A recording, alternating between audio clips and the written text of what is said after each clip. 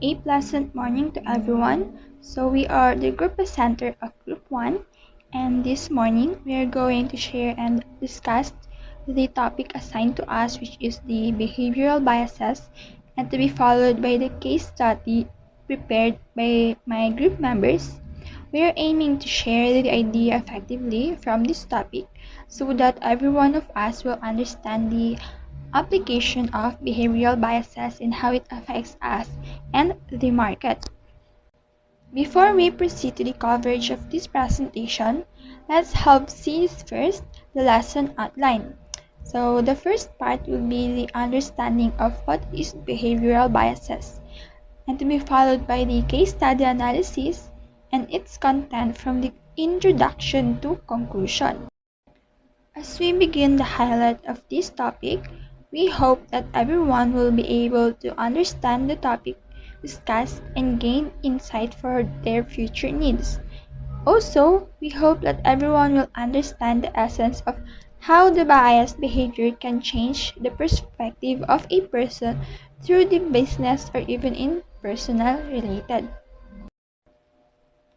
We might be asking, what is biased behavior?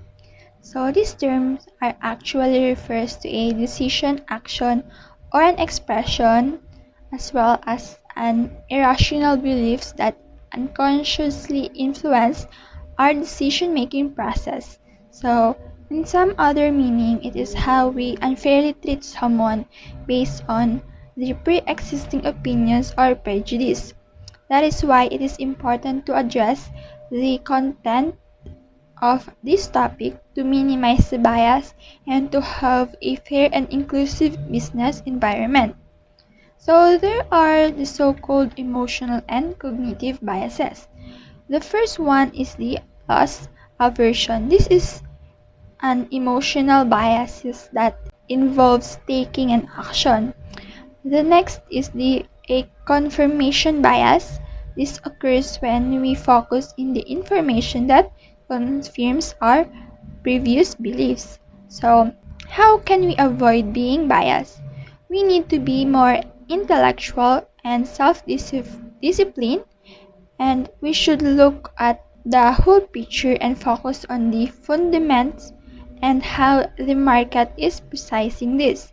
Also, we should start working as a team in the field since it is important to have the unity.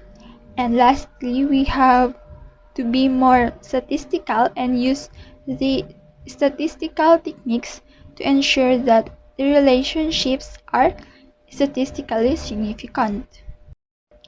After we understand what does the behavioral bias in finance means, let's now have the case study in where we will analyze and apply the bias for the case of Samsung market. So for the introduction, I think all of us here are already familiar of the phone brand Samsung, right? As is as it's the one of the most popular brand name in terms of technologies and appliances. The Samsung is recognized as a brand from South Korean conglomerates renowned for its expertise in electronic devices manufacturing, and the company technological powers has been instrumental in enhancing the South Korea's exports. So the Samsung had reached the top of the electronics company in terms of sales by the year of 2010. Despite of this achievement, Samsung began to face a substantial challenge in the recent years as the Apple Inc. Corporation, or previously known as the Apple Computer Inc., began to boost their product and become more developed as they offers a variety of service and softwares as well as some applications in platforms. So this study delves into a intricate realm of the behavioral finance biases and their profound impact on the Samsung's market challenges. Next is we have the background of the study. In the recent years, the Samsung brand held the top-selling phone spot for 12 years until 2023 when Apple took over, Samsung faced a profit decline due to lower demand for their TVs and electronics. But they aims for improvement this 2024 by focusing on AI-powered semiconductors and promoting its new Galaxy S24 smartphone and in the competitive smartphone markets. So adapting to the consumer's preferences and using the emerging technologies is very crucial for sustaining the success, as it is crucial for the companies to adapt to the consumer demands, which is understanding behavioral finance biases is important to understand the influence of consumers' preference in their purchase decisions. Our objectives is first to determine and classify some behavioral finance biases that are present in Samsung decision-making procedure in methodical manner. Second is to assess the influence of behavioral biases that have been observed in the past and present on the Samsung strategic decision-making. Third is to effectively correlate the behavioral biases that have been observed to the market difficulties that Samsung is facing. And lastly is to create recommendation for developing a business culture that is aware of behavioral finance biases in order to improve overall market resilience and competitiveness. Next is our findings. First is confirmation bias. Information that support pre-existing views or theories is typically sought after by people. It could indicate that Samsung is overly dependent on data research or to support its present product direction or plan, which could cause them to miss developing trends or warning signal that could have influence on their market position. Let's imagine that Samsung is confident about the new phone design. With confirmation bias, they might seek out research that confirm their design choice, ignoring dissenting opinions or potential flaws, overlooking studies or trend suggestion changing on customer preference, and become blind to competitor advancement because they focus on data reinforcing their own direction.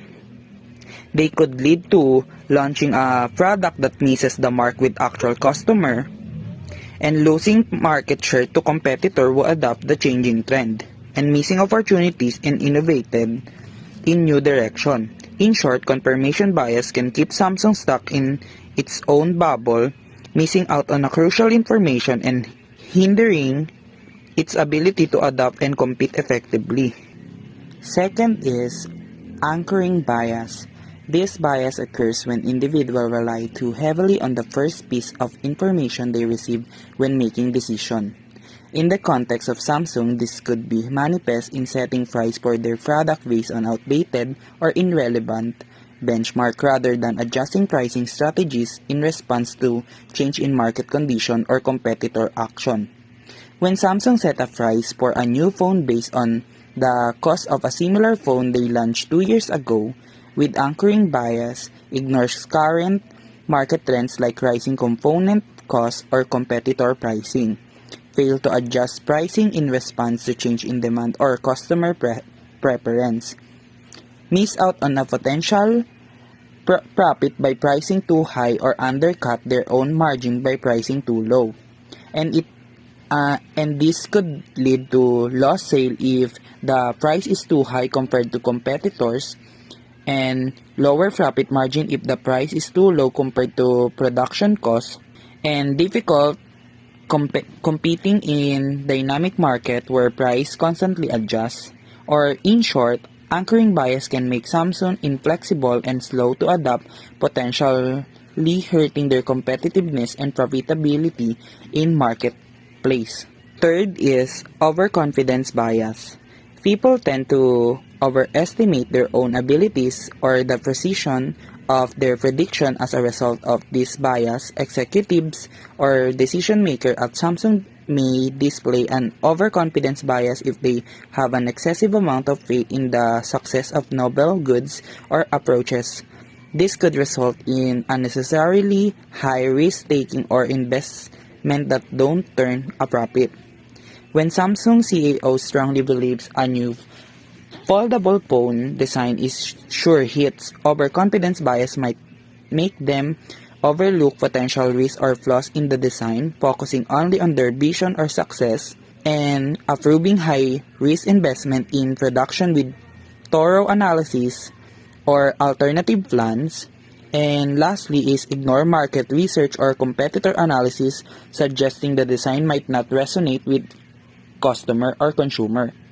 And it could be lead to unsuccessful product launch due to overlooked loss or misreading market demand, and financially loss from excessive investment in a failing product, and lastly a damaged brand reputation if the product falls short of expectation. Essentially, overconfidence bias can make Samsung overly optimistic and less risk-averse potential, leading to expensive mistake and missed opportunities on the product launch and no profit in this product. Fourth is bandwagon effect. When people adopt particular behaviors or idea because they think others are doing the same, they are committing this bias. This can cause Samsung's follow fads or trends in market without carefully evaluating whether they fit with their long-term strategic goal or capabilities, which could lead to resource waste or missed opportunities. When Samsung sees other tech giant and entering the electronic vehicle market, bandwagon effect might make them, too, jump into without thorough analysis of their own strengths, weaknesses, and long-term goals in the EV space, waste resource trying to compete in other market they're not fully prepared for, and miss opportunity to focus on area where they have a unique advantage. This could be lead to unsuccessful EV venture, draining resource and time from the other areas. Damage brand reputation if they fail to deliver a competitive product, lost focus on core strength while chasing a potential risky trend. And essentially, bandwagon bias can make Samsung follow trend blindly, neglecting their own strategic vision and potential, hurting their overall performance. Fifth and lastly, loss aversion. Individually typically would rather avoid losses than make comparable gains. It's possible that Samsung will take longer to make the required correction or adjustment that could increase their competitiveness in the market since they are hesitant to admit and deal with flaws or failures in their strategy or goods. When Samsung identify a flaws in a recently launched phone, loss aversion might make them delay admitting the problem due to fear of negative publicity or image brand damage, hesitate to make necessary adjustment, fearing revenue loss from product recalls or redesign, and prioritize short-term fixes over long-term solution to avoid admitting past mistake. This could lead to lost market share to competitor who other similar issues swiftly, and customer dissatisfaction if the flaw significantly impact user experience, and miss opportunity to improve and learn from mistake, hindering future product. Essentially, loss aversion can make Samsung risk averse and slow to react to the problem, potentially damage their brand image and competitiveness in the long run situation. Hi everyone, I'm Cristela Sacaso at ang napunta po sa akin is analysis about Samsung. The influence of Samsung to various behavioral finance biases ay maaaring magdulot ng problema sa marketing strategy and overall performance ng Samsung. Ang ugnayan ng confirmation bias, unshoring bias, overconfident bias, the bandwagon effect, and loss aversion ay nagkakaroon ng komplikadong paggawa ng isang desisyon. Dahil na rin sa masyadong pag-focus ng Samsung sa isang produkto, ay nalilimitahan ang kakayahan po ng Samsung na sumabay sa uso at ma-adapt agad ang mga pagbabago. Here are some potential solutions and recommendations for Samsung to address the behavioral finance biases affecting its market challenges. The first one is diversification of product portfolio. Diversifying its product portfolio is a strategic move for Samsung, aiming to reduce dependence on a single product category. It refers to the product being offered by different types of styles, color, or category to reduce dependence to one product because exploring different type of product like wearable technology, smart home devices, or electric vehicles can reduce financial risk for Samsung. The second one is the customer-centric innovation. Focus on customer needs and preference by investing in research and development to innovate products that offer unique value proposition. There is research from Deloitte and Dutch found that the business with a customer-centric focus are 60% better because it can give idea to develop their product by the preference and need of the customer, and it can affect the impact on customer satisfaction and loyalty. The third one is strategic partnerships and alliances. Form a strategic partnership and alliances with other companies to leverage complementary strength and expand market reach. It means that having partnership with other company can combine their expertise, resources, strength, and can access to new market and make better product to gain greater audience. The fourth one is the agile decision-making process. Samsung should adopt agile decision-making process that enable quick responses to market changes and opportunities.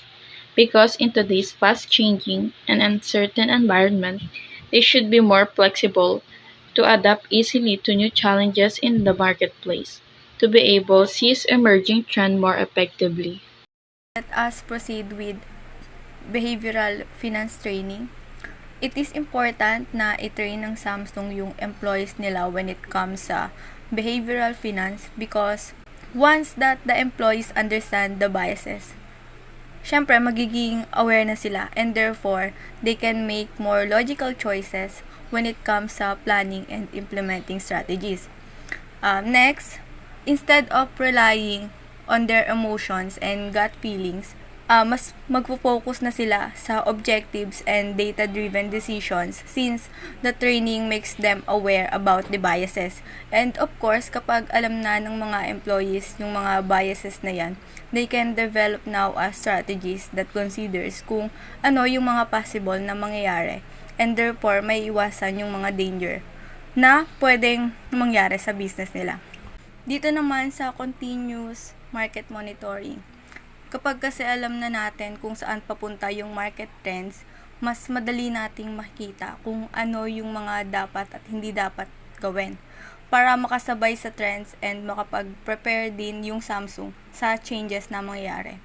So, continuous market monitoring is important because by watching the market trends, yung galaw ng competitors and customer feedback will bring opportunity to stay ahead of the game. Also, pag maagang nakita yung problem, mas maaga rin ma-adjust yung strategies and therefore, mami-minimize yung damage na pwedeng i-cause ng changes na yon.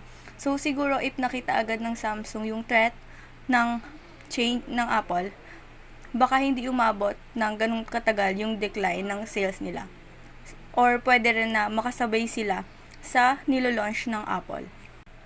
Dito naman sa brand different and communication. Syempre sa bawat business, mahalaga yung branding kasi makakatulong to para maintindihan ng mga customer kung bakit Samsung yung pipiliin nila. Syempre, Samsung must highlight the unique traits of their product kasi makakatulong yon to connect sa mga customer that share the same value and therefore makakapag-build ng trust and loyalty sa company nila or sa business nila. And having a brand can also help the product stand out from the competitors. And lastly is long-term strategic vision. Dito naman, instead of chasing quarterly profits, Samsung can set ambitious goals for long-term success and stability. And syempre, with clear vision and strategic objectives, ma-anticipate ng Samsung yung mga problema sa market with confidence since alam nila na nasa tamang landas na sila. In conclusion, bumaba yung annual profit ng Samsung habang tumataas naman yung sa Apple. Simply because maganda yung designs ng Apple, maraming useful apps and services, as well as maganda rin yung marketing nila. So, bakit after so many years na nagtatribe ang Samsung, bigla silang bumagsak? Simply because of behavioral biases that Samsung has been thinking. So, here's how Samsung can bounce back. First, dapat i-diversify nila yung product portfolio nila.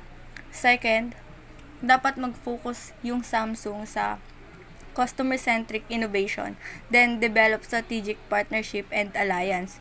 Also, dapat din mag-provide sila ng training for the employees for them to understand these biases, avoid it, and make smarter choices. Aside from that, Samsung can also monitor the market to know the market trends and what the customer wants.